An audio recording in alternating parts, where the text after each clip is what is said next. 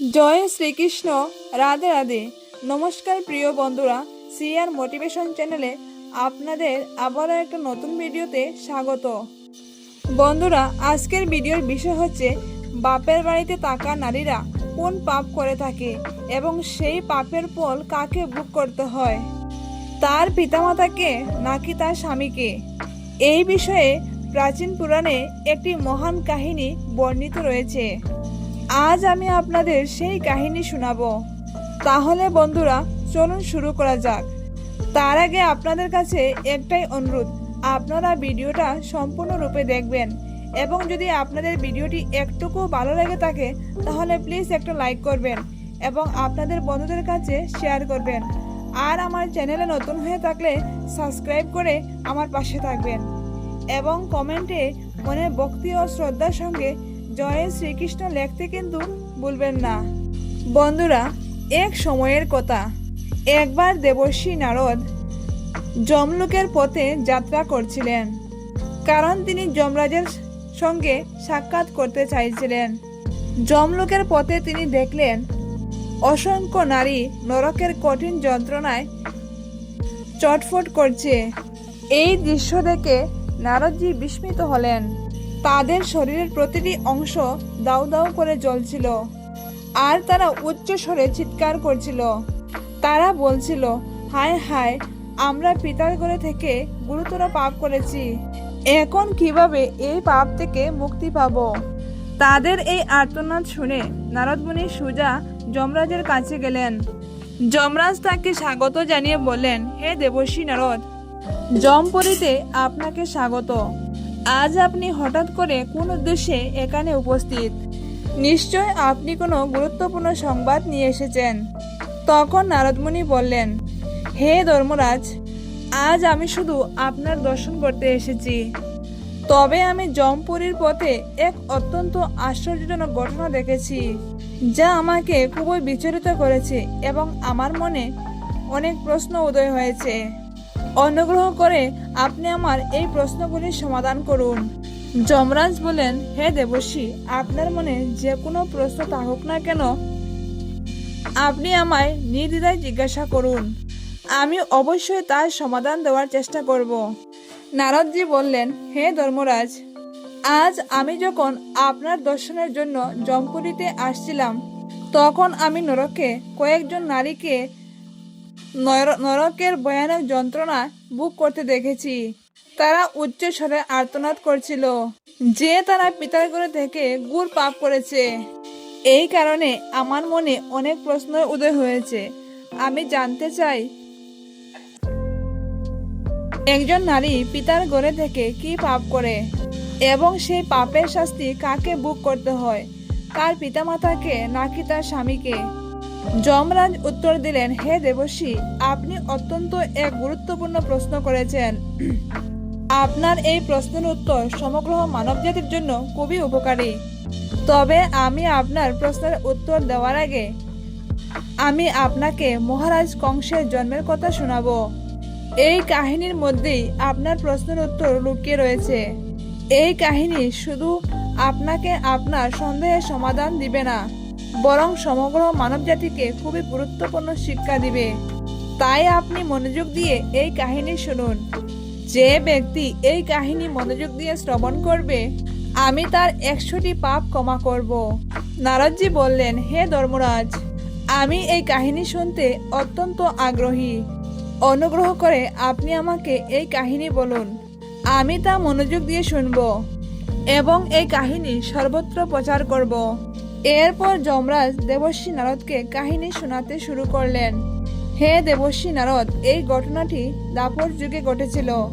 দ্বাপর যুগে মথুরা নামে এক সমৃদ্ধ নগর ছিল। সেই নগরে উগ্রসেন নামে এক যদুবংশের সম্রাট রাজত্ব করতেন। তিনি ছিলেন অত্যন্ত পরাক্রমশালী, ধর্মজ্ঞ, দানশীল ও অসাধারণ বুদ্ধিমান। মহারাজ উগ্রসেন ন্যায়পরায়ণ ছিলেন এবং প্রজার কল্যাণের জন্য সর্বদা সচেষ্ট থাকতেন। সেই সময় বিদর্ভ নামক এক রাজ্যে এক খ্যাতনামা রাজা ছিলেন। তার এক কন্যা ছিল পদ্মাবতী। রূপে গুণে চরিত্রে তিনি অতুলনীয় ছিলেন। তিনি সত্য ধর্ম অনুসরণ করতেন এবং নারীত্বের সকল গুণের অধিকারী ছিলেন। তাকে দেখে মনে হতো যে স্বয়ং লক্ষ্মী দেবী মানব রূপে জন্ম নিয়েছেন। রাজা সত্যকেতু যখন কন্যার বিবাহের জন্য উপযুক্ত পাত্র খুঁজতে শুরু করলেন, তখন তিনি দেখলেন যে মহারাজ উগ্রসেনের মতো আর কেউ নেই। তাই তিনি তার কন্যার বিবাহ মহারাজ উগ্রসেনের সঙ্গে সম্পন্ন করলেন। বিবাহের পর রানী পদ্মাবতী মহারাজ উগ্রসেনের প্রতি পরম ভক্তি ও সেবা দেখাতে লাগলেন। রানীর এই সেবায় ও স্নেহে মুগ্ধ হয়ে মহারাজ উগ্রসেনও রানীকে তার প্রাণের চেয়েও বেশি ভালোবাসতেন। তিনি রানীকে ছাড়া এক মুহূর্ত থাকতে পারতেন না। রানীর মুখদর্শন না করে তিনি কখনো আহার গ্রহণ করতেন না। এমনকি তার সঙ্গ ছাড়া তিনি শান্তিও পেতেন না। মহারাজ ও রানীর প্রেম এতই গভীর হয়ে উঠল যে তারা একে অপরকে ছাড়া থাকতে পারতেন না। রানীর মধুর বাক্য মহারাজের কাছে অমৃত সম ছিল, আর তার মিষ্টি হাসি দেখে তিনি মুগ্ধ হয়ে যেতেন। রানীও মহারাজকে গভীরভাবে ভালোবাসতে লাগলেন।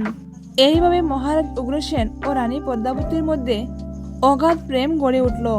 তারপর কিছুদিন পরে রাজা সত্যকেতুর মনে কন্যা পদ্মাবতীর অভাবের দুঃখ জাগতে লাগলো। পদ্মাবতীর মাও কন্যাকে বহুদিন না দেখে অত্যন্ত দুঃখিত ছিলেন। তখন মহারাজ সত্যকেতু তার এক রাজদূতকে মহারাজ উগ্রসেনের কাছে পাঠালেন। সেই রাজদূত মথুরায় গিয়ে মহারাজ উগ্রসেনকে বিনয়ের সঙ্গে বললেন, হে মহারাজ, বিদর্ভ নরেশ সত্যকেতু আপনার প্রতি কুশল বার্তা প্রেরণ করেছেন এবং আপনার মঙ্গল কামনা করেছেন। তারা জানতে চেয়েছেন আপনি কেমন আছেন এবং তাদের মেয়ে পদ্মাবতী কেমন আছে, আর আপনি যেন তাদের মেয়ে পদ্মাবতীকে তাদের কাছে কিছুদিনের জন্য পাঠান। তারা বহুদিন ধরে কন্যার সাক্ষাৎ পাননি, তাই তারা তাদের কন্যার সঙ্গে সাক্ষাতের জন্য তাদের হৃদয়ে গভীর আকাঙ্ক্ষা বাসা বেঁধেছে। মহারাজ উগ্রসেন দূতের মুখ থেকে এসব কথা শুনে মহারাজ সত্যকেতুর ইচ্ছাকে সাদরে গ্রহণ করলেন। উদার চিত্তে তিনি তার প্রাণের চেয়ে প্রিয় পত্নী পদ্মাবতীকে তার পিতৃগৃহে পাঠানোর সিদ্ধান্ত নিলেন। রাজা উগ্রসেনের এই সিদ্ধান্তে রানী পদ্মাবতী অত্যন্ত আনন্দিত হলেন। তিনি স্বামীর অনুমতি নিয়ে পিতার কাছে যাওয়ার জন্য রথে উঠে রওনা দিলেন। পিতার রাজ্যে পৌঁছে পদ্মাবতী তার পিতামাতাকে শ্রদ্ধার সহিত প্রণাম করলেন। দীর্ঘদিন পর কন্যাকে দেখে মহারাজ সত্যকেতু ও তার স্ত্রী অপার আনন্দে অভিভূত হলেন। পিতার গৃহে এসে রানী পদ্মাবতী অপার আনন্দে দিন কাটাতে লাগলেন। সেখানে তিনি তার সখীদের সঙ্গে মিলিত হলেন এবং নির্ভাবনায় তাদের সঙ্গে ক্রীড়া ও ভ্রমণে মগ্ন হলেন। শৈশবের দিনগুলির মতো তিনি আবারও উদ্যানে ঘুরে বেড়াতে লাগলেন। নদী ও সরোবরের ধারে সময় কাটাতে শুরু করলেন। বাপের বাড়ি এসে তিনি যেন আবার এক কিশোরী হয়ে উঠলেন। তার আচরণেও কিশোরীদের মতো সাদামাটা দেখা দিল। একদিন পদ্মাবতী তার সখীদের সঙ্গে এক সুন্দর পাহাড়ের দিকে ভ্রমণে বের হলেন। পাহাড়ের পাদদেশে তারা এক মনোরম অরণ্য দেখতে পেলেন। সেখানে নানান সুন্দর বৃক্ষের সমারোহ ছিল। সেই অরণ্যের মাঝে এক স্বচ্ছ জলে ভরা সরোবর ছিল, যার নাম ছিল সর্বত্র ভদ্র। সরোবরটি দেখে পদ্মাবতী আনন্দে আত্মহারা হয়ে গেলেন এবং তার সখীদের নিয়ে সেখানে চলে গেলেন। তারা হাসতে গাইতে সরোবরের জলে খেলা করতে লাগলেন। সখীদের সঙ্গে এই আনন্দে তিনি সম্পূর্ণরূপে মগ্ন হয়ে গেলেন। এমনকি মুহূর্তের জন্য স্বামী মহারাজ উগ্রসেনের কথা ভুলে গেলেন। ঠিক তখনই দেবরাজ কুবেরের এক অনুচর কুবের নামের এক অসুর আকাশে বিমানে করে কোথাও যাচ্ছিলেন। যখন তিনি সেই সরোবরের উপর দিয়ে উড়ে যাচ্ছিলেন, তখন তার দৃষ্টি পদ্মাবতীর উপর পড়ল। পদ্মাবতীর অপূর্ব সৌন্দর্য দেখে সে মোহিত হয়ে গেল। তার বড় বড় মায়াবী চোখ, হাসি মাখা মুখ, সমুদ্রের জলে তার আনন্দময় ক্রীড়া দেখে সে খুবই বিমোহিত হয়ে গেল। সে তখন আকাশপথে থেমে গেল এবং এক দৃষ্টিতে পদ্মাবতীর দিকে তাকিয়ে রইল। কুবের নামক সেই অসুর তার জ্ঞান শক্তি দ্বারা জানতে পারল যে এই অপূর্বা নারী বিদর্ভ নরেশ সত্যকেতুর কন্যা এবং মহারাজ উগ্রসেনের প্রাণপ্রিয় স্ত্রী পদ্মাবতী। তখন সে মনে মনে চিন্তা করতে লাগলো, হায়, এই পদ্মাবতী কতই না সুন্দর। তার রূপ কত মনোমুগ্ধকর, কিন্তু সে এক সতী নারী, যার আত্মবল তাকে সুরক্ষিত রেখেছে। অন্য কোনো পুরুষের পক্ষে তাকে পাওয়া অসম্ভব। মহারাজ উগ্রসেন কতই না নির্বোধ। এমন অপরূপা রমণীকে সে পিতৃগৃহে পাঠিয়ে দিল। এ তো স্বয়ং দেবতাদের কাছেও দুর্লভ। এই মুহূর্তে কামদেব আমায় তীব্র যন্ত্রণা দিচ্ছেন। আমি কিভাবে তার সান্নিধ্যে যাব, কিভাবে তাকে ভোগ করব? আমার মন দারুণভাবে আকাঙ্ক্ষিত হচ্ছে তাকে উপভোগ করার জন্য। এই চিন্তা করতে করতে অসুরের মনে দ্রুত পরিকল্পনা এলো। সে তার মায়াবী শক্তির দ্বারা নিজের রূপ সম্পূর্ণরূপে পরিবর্তন করলো এবং মহারাজ উগ্রসেনের রূপ ধারণ করলো। সে দেখতে একেবারে উগ্রসেনের মতো হয়ে গেল। মুখের গঠন, পোশাক পরিচ্ছদ, এমনকি তার হাঁটা চলাও একেবারে উগ্রসেনের মতোই লাগছিল। এরপর সে এক বিশাল বৃক্ষের নিচে গিয়ে বসলো এবং মধুর সুরে বাঁশি বাজাতে লাগলো। সেই সুর এতটাই মনোমুগ্ধকর ছিল যে চারপাশের বাতাসও যেন সেই সুরের মায়ায় বিভোর হয়ে উঠল। পদ্মাবতী ও তার সখীরা সেই মোহময়ী সুর শুনে তাদের হৃদয় অজানা আকর্ষণে বিভোর হয়ে উঠল। তারা ধীরে ধীরে সেই সুরের উৎসের দিকে আকৃষ্ট হতে লাগলো। পদ্মাবতীর মনে এক অজানা কৌতূহল জাগ্রত হলো। এত মধুর সুর কে বাজাচ্ছে? এই সুর যেন আমাদের সবাইকে মোহিত করে ফেলেছে। তিনি সখীদের সঙ্গে নিয়ে সুরের উৎসের দিকে এগিয়ে গেলেন। কিছু দূর যাওয়ার পর তারা দেখলেন এক বিশাল বৃক্ষের নিচে এক ব্যক্তি বসে আছেন। তিনি দেখতে একেবারে মহারাজ উগ্রসেনের মতো, কিন্তু বাস্তবে সে ছিল দুষ্ট অসুর। সে মায়া বলে মহারাজ উগ্রসেনের রূপ ধারণ করেছিল। পদ্মাবতী বিস্মিত হয়ে ভাবলেন, আমার ধর্মপরায়ণ স্বামী মহারাজ উগ্রসেন তার রাজ্য ছেড়ে এখানে কিভাবে আসলেন, আর কেনই বা এলেন? তিনি যখন এই বিষয় নিয়ে ভাবছিলেন, তখনই উগ্রসেনের রূপ ধারণ করা সেই অসুর নিজে তাকে সম্বোধন করল। প্রিয়তমা, আমার কাছে এসো। আমি তোমার ছাড়া আর থাকতে পারছি না। তোমাকে ছাড়া আমার এক মুহূর্ত ভালো লাগছে না। তোমার দর্শন না করে আমার আহার পর্যন্ত করা অসম্ভব হয়ে উঠেছে। তাই আমি নিজেই তোমার কাছে চলে এসেছি। আমি তোমার থেকে আর এক মুহূর্ত দূরে থাকতে পারবো না। এই কথা শুনে রানী পদ্মাবতী কিছুটা লজ্জিত হলেন। তিনি কিছু না বুঝে সংকোচে ধীরে ধীরে স্বামীর দিকে এগিয়ে গেলেন। ঠিক সেই মুহূর্তে দুষ্ট অসুর সে আচমকা রানীর কোমল হাত ধরে ফেলল। তারপর তাকে এক অরণ্যের গভীরে এক নির্জন স্থানে টেনে নিয়ে গেল। সেখানে সে নিজের ইচ্ছা মতো পদ্মাবতীর সঙ্গে ভোগ বিলাস করতে লাগলেন। কিন্তু হঠাৎ রানীর চোখে পড়ে মহারাজ উগ্রসেনের শরীরে যে চিহ্ন ছিল তা এই ছদ্মবেশী শরীরে নেই। তখনই রানীর সন্দেহ হলো, ইনি নিশ্চয়ই মহারাজ নয়, কেউ তার রূপ ধারণ করে প্রতারণা করছে। পদ্মাবতী আতঙ্কিত হয়ে দ্রুত উঠে দাঁড়ালেন এবং তাড়াতাড়ি নিজের পোশাক ঠিক করে নিলেন।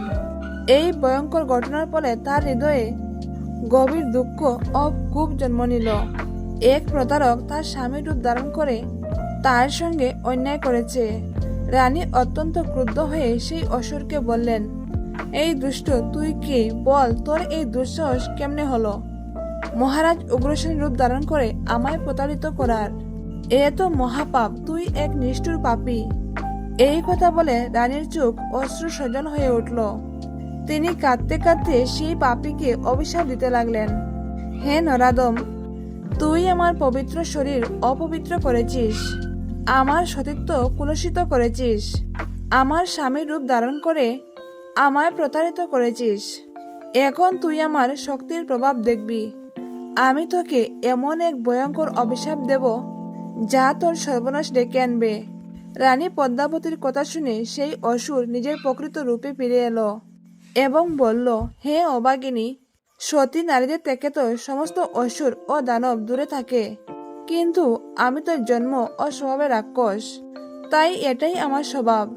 তাই আমাকে অভিশাপ দেবার আগে একটু ভেবে দেখো, আমি আসলে কি অপরাধ করেছি? রাক্ষসের ধর্ম তো এমন, তাই এই কাজ করা আমার স্বাভাবিক ছিল। পদ্মাবতী তখন ক্রোধে উত্তেজিত হয়ে পড়লেন এবং বললেন, হে পাপিষ্ঠ রাক্ষস, আমি একজন সতী ধর্মপরায়ণ নারী। আমার হৃদয়ে কেবল আমার স্বামীই বাস করে। আমি শুধু তাকেই কামনা করি, তার জন্যই ব্রত ও তপস্যা পালন করি। আমি ধর্মের পথে ছিলাম, কিন্তু তুই ছলনা করে আমার সতীত্ব নষ্ট করেছিস, আমার পবিত্র শরীর কলুষিত করেছিস। এই অপরাধের জন্য আমি তোকে দগ্ধ করে ছাই করে দেব। এই কথা শুনে সেই অসুর বলল, হে রাজকুমারী, যদি তুমি ন্যায়ের পক্ষে থাকো তবে আমার কথাগুলো একবার শোনো। আমি ধর্মের কথাই বলছি। প্রকৃত পক্ষে সেই নারী সতী যিনি প্রতিদিন মন বাক্য দ্বারা স্বামীর সেবা করেন, যিনি স্বামীর আনন্দে নিজের আনন্দ খুঁজে পান, স্বামী রুষ্ট হলেও তাকে পরিত্যাগ করেন না, তার দোষ বিচার করেন না, সব কাজে তার সঙ্গে থাকেন এবং স্বামীতেই পরম সন্তুষ্টি লাভ করেন, যিনি কখনো স্বামীর বাইরে অন্য কোনো পুরুষের কথা চিন্তাও করেন না। তিনিই প্রকৃত সতী নারী। যে নারী নিজের কল্যাণ চান, তিনি কখনো স্বামীকে ত্যাগ করেন না, তা তিনি যতই রুগ্ন, অসুস্থ, অর্থহীন কিংবা পাপী হন না কেন। কিন্তু যে নারী স্বামীর প্রতি অবহেলা দেখান, স্বামীকে বলে আনন্দ উপভোগ করেন, স্বেচ্ছাচারিণী হয়ে একা একা ঘুরে বেড়ান, তিনি পতিতা নারী বলে গণ্য হন। যে স্ত্রী স্বামীর অনুপস্থিতিতে নিজের সাজসজ্জায় ব্যস্ত থাকেন, হে রাজকুমারী, এবার তুমি নিজেই বলো, তুমি তোমার স্বামীকে ছেড়ে এই জঙ্গলে কেন এসেছ? স্বামীর সেবা ছেড়ে সাজগুজ করে কেন এখানে ঘুরে বেড়াচ্ছ? তোমার কি লজ্জা করে না? আর কোন মুখে তুমি নিজেকে সতী নারী বলে ঘোষণা করছো? তোমার আচরণ তো মোটেও সতী নারীর মতো না। স্বামী ছেড়ে নির্ভয়ে এই পাহাড় জঙ্গলে উন্মুক্তের মতো ঘুরে বেড়াচ্ছ। এই কারণেই তুমি এক মহাপাপিষ্ট। আমি তোমাকে সঠিক পথে ফেরানোর জন্যই শাস্তি দিয়েছি, তোমাকে ভোগ করে তোমাকে দণ্ড দিয়েছি। বলো, স্বামীকে ছেড়ে এখানে আসার কারণ কি? কার জন্য এত সাজসজ্জা? কার জন্য এত মূল্যবান অলংকার? কার জন্য এত আকর্ষণীয় রঙিন পোশাক পরেছ এবং এই জঙ্গলের পথে ঘুরে বেড়াচ্ছিস? তোমার স্বামী তো দূর দেশে অবস্থান করছেন, তাহলে কাকে দেখানোর জন্য এত সেজেছ? হে পাপিষ্ঠ, বলো, কার জন্য এত আয়োজন? কোথায় তোমার সেই সতীত্ব যেখানে স্বামীকে দেবতার মতো মানতে হয়? হে অধর্মিণী, তোমার নিজের লজ্জা হয় না? নিজের এই চরিত্রহীনতায় কি তুমি একটু লজ্জা অনুভব করো না?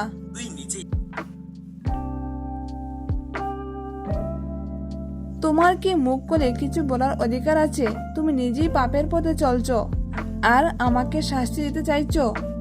রঙিন পোশাক, মূল্যবান অলংকার পরে অন্য পুরুষদের আকৃষ্ট করছো। অসুরের এই কথাগুলো শুনে পদ্মাবতী রাগে কাঁপতে কাঁপতে বলল, হে নীচ রাক্ষস, শুন, আমার পিতা আমাকে আমার স্বামীর গৃহ থেকে আদর করে ডেকে এনেছেন, তাই আমি এখানে এসেছি। এতে কোনো পাপ নেই। আমি কামনা, লোভ বা মোহের বশে আমার স্বামীকে ছেড়ে আসিনি। এই বনে এসো আমি সর্বদা আমার স্বামীর কথাই ভাবি। কিন্তু হে পাপিষ্ঠ, তুই আমার স্বামীর রূপ ধারণ করে আমাকে প্রতারণা করেছিস। একজন সতী নারীর সতীত্ব নষ্টকারী ব্যক্তি কঠিন নরকে পড়ে। তারা পরের জন্মে কুকুরের রূপে জন্মগ্রহণ করে। এটা কি তোর জানা নেই? আমি আমার স্বামীকে অন্তরের গভীর থেকে ভালোবাসি। আমি কখনো তার অপমাননা করিনি, সর্বদা তার সেবা করেছি, তার আদেশ কখনো অমান্য করিনি। তাহলে বল, তোর এত বড় দুঃসাহস হলো কি করে? একজন সতী নারী চরিত্র কলুষিত করার স্পর্ধা তোর হলো কি করে? হে নীচ রাক্ষস, দেবতাগণ পর্যন্ত সতী নারীর বয়ে কাঁপে। সতী নারীর অভিশাপে সূর্যের তেজ পর্যন্ত নিঃশ্বাস হয়ে যায়, নদী সাগরের জল শুকিয়ে যায়, গাছপালা নিষ্প্রাণ হয়ে পড়ে। সতী নারীর শক্তি ছাড়া এই বিশ্ব ধ্বংস হয়ে যাবে। পদ্মাবতীর এমন তেজস্বী বাক্য শুনেও অসুর অট্টহাসি হেসে বলল, পদ্মাবতী, এবার আমার কথাও শোনো।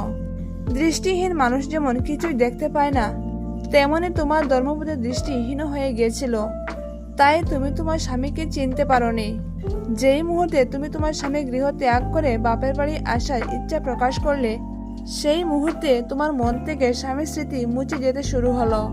সত্যিকারের সতী নারী কখনো তার স্বামীর থেকে দূরে যাওয়ার কথা ভাবে না। সতী নারীর হৃদয়ে সর্বদা তার স্বামী বিরাজ করেন। সে তার স্বামীর সুবাস পেয়ে তাকে দূর থেকে চিনতে পারে। কিন্তু তুমি কি করলে? তুমি বাবার বাড়িতে এসে স্বামীকে ভুলে গেলে। তাই তো তুমি আমায় চিনতে পারোনি এবং আমায় তোমার স্বামী ভেবে আমার সঙ্গে চলে এলে। অসুরের এই নির্মম কথা শুনে রানী পদ্মাবতী বুঝতে পারল যে সে এক বড় ভুল করে ফেলেছে। তার হৃদয় গভীর দুঃখে ভারাক্রান্ত হয়ে গেল এবং সে অনুশোচনায় ভুগতে লাগলো। রাক্ষস আবার বলল, হে রানী, আমি তোমায় কুলসিত করেছি, তাই তোমার গর্ভে এমন এক সন্তান জন্ম নেবে যে 3টি লোককেই দুর্ভোগে ফেলবে। এটাই তোমার এই পাপের শাস্তি। এই কথা বলে সেই রাক্ষস গবি এখান থেকে চলে গেল। সে ছিল এক মহাপাপী ও নিষ্ঠুর দানব, যার ছলনার পরে এক পবিত্র নারীর সতীত্ব বিনষ্ট হলো। অসুর চলে যাওয়ার পর রানী পদ্মাবতী ভীষণভাবে কান্নায় ভেঙে পড়ল।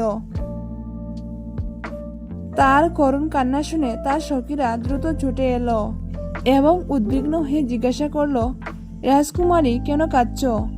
কি হয়েছে? মহারাজ উগ্রসেন কোথায় গেলেন? তখন রানী পদ্মাবতী গভীর বেদনার সঙ্গে কাঁদতে কাঁদতে তাদের সব ঘটনা খুলে বলল। কিভাবে সেই অসুর মহারাজ উগ্রসেনের রূপ ধারণ করে রানীর সঙ্গে প্রতারণা করেছে এবং রানীর সতীত্ব নষ্ট করল। সখীরা তখন তাকে সান্ত্বনা দিয়ে দ্রুত তার পিতার রাজপ্রাসাদে নিয়ে গেল। সখীরা সব ঘটনা রানীমাকে জানালো।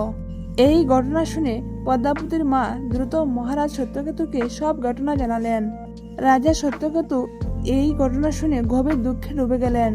তিনি আর দেরি না করে কিছু বিশেষ দূতকে সঙ্গে নিয়ে পদ্মাবতীকে তার স্বামী গৃহে পাঠিয়ে দিলেন। অন্যদিকে মহারাজ উগ্রসেন যখন দেখলেন যে তার প্রাণপ্রিয় স্ত্রী পদ্মাবতী ফিরে এসেছেন, তখন তিনি অত্যন্ত আনন্দিত হলেন। তিনি বারবার বলতে লাগলেন, হে প্রিয়, তোমার অনুপস্থিতিতে আমার জীবন দুর্বিষহ হয়ে উঠেছিল। তুমি যদি আরো কিছুদিন না আসতে, তাহলে আমি হয়তো প্রাণ হারিয়ে ফেলতাম। এই কথা শোনার পর রানী পদ্মাবতী মহারাজের গলায় ঝাঁপিয়ে পড়ে ফুপিয়ে ফুপিয়ে কাঁদতে লাগলেন। মহারাজ উগ্রসেন বিস্মিত হয়ে পড়লেন। হে রানী, কি হয়েছে? কেন তুমি এভাবে কাঁদছ? আমাকে বলো, তোমার কি হয়েছে? তোমার দুঃখের কারণ কি? কিন্তু রানী পদ্মাবতী কিছুই বললেন না। তিনি সেই পাপের ঘটনা গোপন করলেন এবং স্বাভাবিকভাবে ভালোবাসার সাথে মহারাজের সঙ্গে জীবনযাপন করতে লাগলেন। কিন্তু কিছুদিন পর পদ্মাবতীর সেই ভয়ানক গর্ব ধীরে ধীরে বৃদ্ধি পেতে লাগলো। একমাত্র রানী পদ্মাবতী জানত যে তার গর্ভে কার সন্তান বড় হচ্ছে। তিনি কখনো মহারাজ উগ্রসেনকে এই কথা বলেননি। নিজের গর্ভে লালিত সেই রাক্ষস সন্তানের কথা ভেবে দিনরাত তিনি দুশ্চিন্তায় কাটাতে লাগলেন। তার গর্ভ 10 বছর পর্যন্ত বৃদ্ধি পেল এবং তারপর এক মহাভয়ঙ্কর পুত্রের জন্ম হলো। তিনি ছিলেন কংস। কংস যখন বড় হলো, তখন সে 3টি লোকের স্বর্গ, মর্ত্য ও পাতাল এই 3টে লোকের অধিবাসীদের দুঃখ দিতে লাগলো। কিন্তু শেষ পর্যন্ত ভগবান শ্রীকৃষ্ণের হাতে তার বিনাশ হলো এবং কংস মুক্তি লাভ করলো। যমরাজ বললেন, হে দেবর্ষি নারদ, এই ঘটনাটি থেকে একটি গুরুত্বপূর্ণ শিক্ষা পাওয়া যায় যে বিবাহের পর কন্যাকে দীর্ঘদিন ধরে পিতার গৃহে রাখা উচিত নয়, কারণ এতে তার স্বভাব নষ্ট হয়ে যেতে পারে। কন্যা যদি বিবাহের পর পিতার গৃহে বাস করে, তবে সে অনিচ্ছাকৃতভাবে পাপের পথ অবলম্বন করতে পারে এবং এর ফল তার পিতামাতাকে ভোগ করতে হয়। তাই কোনো পিতারই উচিত নয় তার কন্যাকে বিবাহের পর নিজের গৃহে বেশি দিন ধরে রাখা। যে পুরুষের সঙ্গে তার বিবাহ সম্পন্ন হয়েছে, সেই স্বামী গৃহেই তার থাকা উচিত। সেখানে সে যখন নিষ্ঠার সঙ্গে স্বামীর সেবা করে, তখন 2 পরিবারেই তার সুনাম বৃদ্ধি পায়। কিন্তু বাপের বাড়িতে ফিরে গেলে সে পুরনো স্মৃতিতে আবিষ্ট হয়ে স্বামীকে ভুলে যেতে পারে, আর এতে তার অনিচ্ছাকৃতভাবে গুরুতর পাপ হয়ে যেতে পারে। বিবাহের পর একজন নারীর প্রকৃত রক্ষক তার স্বামী। যদি সে স্বামীর থেকে দূরে থাকে, তবে তার মনে কখনো না কখনো দুর্বলতা আসতে পারে এবং সে অন্য পুরুষের ফাঁদে পড়তে পারে। তাই স্ত্রীকে স্বামীর কাছ থেকে পৃথক না করাই শ্রেয়। যদি কোনো স্ত্রী স্বামীর গৃহে থেকে কোনো পাপ করে, তবে তার ফল ভোগ করতে হয় তার স্বামীকে। অপরদিকে একজন কন্যার উত্তম গুণাবলী তার পিতার গৌরব বৃদ্ধি করে। তাই কন্যার প্রকৃত স্থান স্বামীর গৃহেই হওয়া উচিত। এমনকি জামাতার সঙ্গেও কন্যাকে দীর্ঘদিন পিতার গৃহে রাখা উচিত নয়। এইভাবে ধর্মরাজ যম দেবর্ষি নারদকে রানী পদ্মাবতীর কাহিনী শুনিয়ে জগতের জন্য এক মহৎ উপদেশ প্রদান করলেন। বন্ধুরা, আপনাদের এই কাহিনীটি কেমন লাগলো তা কমেন্টে লিখে জানাবেন। ভিডিওটি আজকের মতো এখানেই শেষ করছি। আবারও দেখা হবে নতুন কোনো পর্বে। ততক্ষণ আপনারা ভালো থাকুন, সুস্থ থাকুন। ভিডিওটি ভালো লাগলে অবশ্যই একটু লাইক করবেন এবং বন্ধুদের কাছে শেয়ার করবেন এবং আমার চ্যানেল নতুন হয়ে থাকলে সাবস্ক্রাইব করে আমার পাশে থাকবেন।